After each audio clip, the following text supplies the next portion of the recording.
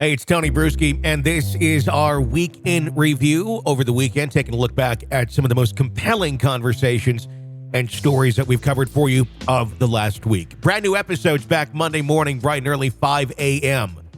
here on the podcast.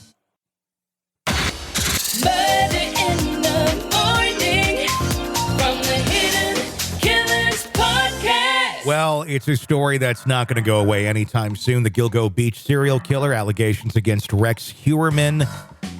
New potential developments emerging in this case in the small town of Rock Hill, South Carolina. Yes, that's not near Long Island, now is it? No, it's not. I want this story to go away, Tony. No, I don't, because I think we're going to find a lot of dead people, and we're going to find a lot of explanations, and a lot of families are going to get as close as you can get to closure when you discover who may have murdered your loved ones. And I think we're going to find bodies everywhere. Yeah. South Carolina, Las Vegas, more in Long Island. This is very interesting. With this case in South Carolina, because he has property there, or his brother, we'll get to that. Aaliyah Bell Hall, an 18-year-old, vanished mysteriously in Rock Hill in November 25th of 2014. Significantly, Rock Hill is situated 20 miles from an undeveloped 18-acre plot of land that Heuerman reportedly purchased. The local police force has confirmed that they are investigating Aaliyah's disappearance with a fresh perspective.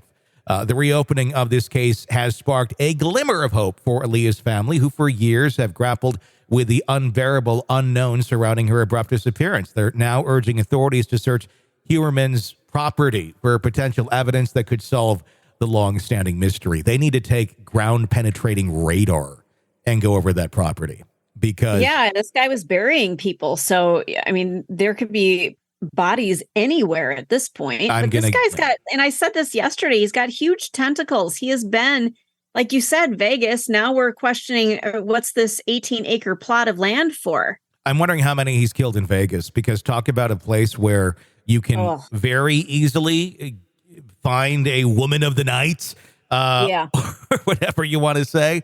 And, you know, quite often those individuals don't have a lot of family that is, you know, looking for them or caring for them. Sometimes not a lot of friends, sometimes drug addictions. And you have a lot of times where if they go missing, there's no one that's going to be looking for them, or very, very few people. And then you also have to add the, it's true, it's not fair, but the police in general, you know, you're kind of bottom of the priority list if you're a sex worker versus the little girl who went missing down the road, or somebody's wife who went missing. It just doesn't quite get prioritized the same sort of way. I'm not saying it's right, but I'm saying it is a fact. It just is what it is. Recounting the painful journey her family has undergone, Aaliyah's aunt, LaRoya Hall, shared with media outlets. There have been numerous false leads in the past, but nothing concrete. She expressed hope that this fresh direction could bring them closer to the truth. People saw a dark truck close to where she vanished. She shared, hinting at a potential link with Heuerman, who is known to have a very similar vehicle, which they found on the property. Rex Heuerman currently faces charges for 3 murders related to the Gilgo Beach case, with the prospect of a 4th charge looming. And let's not forget there's 6 other bodies over there that we still quite haven't connected to everything yet. Heuerman's alleged victims were sex workers, although Aaliyah's relatives deny her involvement in sex work. They confessed hearing rumors of her disappearance, that she had taken desperate measures to survive.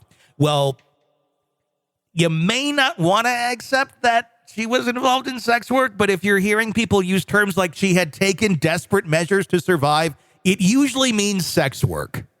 Most often it does. Absolutely. I went to college with somebody that basically sold her body to pay for her tuition. And she often said, I really don't care what anybody's opinion is. This was the way that I chose to get through college versus taking out $80,000 in loans. And it worked for her. Because she didn't have a lot of family. She didn't have a lot of resources. It's exactly what you talked about. Circumstances of Aaliyah's disappearance remain as mysterious as ever. She was last seen living in her uncle's house, or leaving her uncle's house, rather, around 10 p.m., November 25th, 2014.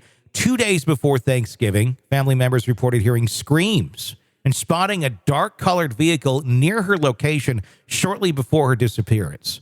A spokesman for the Rock Hill Police Department announced that while they had not been contacted by other agencies regarding Aaliyah's case, they were investigating any potential links between her disappearance and Heuerman. This development offers a glimmer of hope in that case that's remained unsolved and cold for nearly a decade. The Heuerman investigation has brought new energy to cold cases across the nation. In Las Vegas, authorities are reviewing their cold cases after it was revealed that Heuerman has a timeshare in a luxury condo near the Las Vegas Strip. Seems that his notorious case is casting long shadows across various unsolved mysteries all over the country. Closer to home, Aaliyah's family continues to hope for answers. Each year, on the anniversary of her disappearance, they release balloons, make social media posts, hoping to jog someone's memory or prick someone's conscience. It's now that 18-acre plot of land in Heuerman's area he bought in Chester, coupled with a testimony about a mysterious dark truck.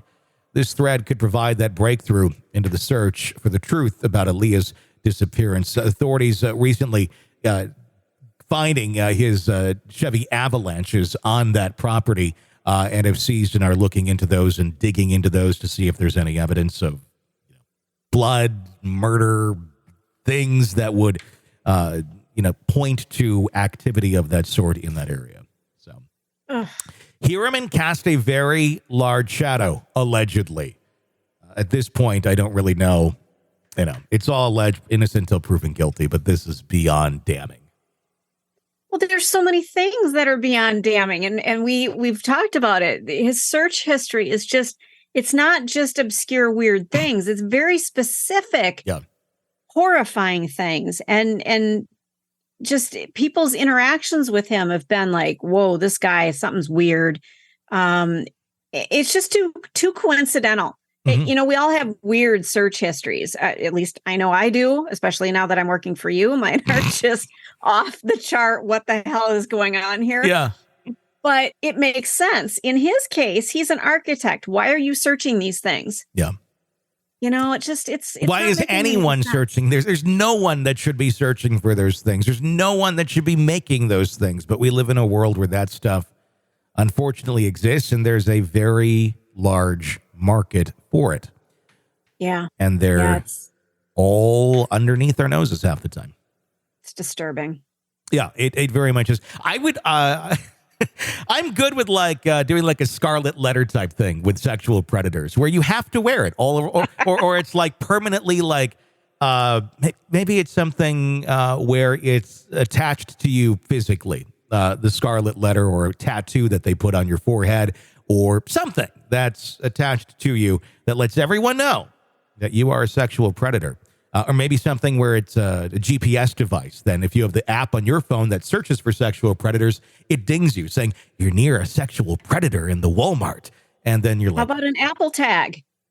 Yeah, implanted in their body. Yeah. In an area that cuts off arterial blood to the heart. Oh, Tony! What? There's other nations where you do this sort of shit, they kill you. Yes. Oh, I know. We live in the United States. It's amazing the chances we give to people, even when they are absolutely on the fringe. And yet we give them a little bit of grace and go, here you go. We're going to give you another chance. They offend. Oh my God. It's just, I love freedom. I do. But once you have crossed that line, your freedom needs to be taken away, Yeah. It does. It needs to be taken away forever. And I think in some cases, even more than the freedom needs to be taken away. You're locked into the Hidden Killers podcast. Want more? Start binging on all of our true crime podcasts right now through Apple Podcasts and get an ad-free experience when you sign up to be a True Crime Today Premium Plus member exclusively on Apple Podcasts. More of the Hidden Killers podcast dropping soon. Press subscribe now. This is an examination of the hidden human condition This is the Hidden Killers podcast with Tony Brueski.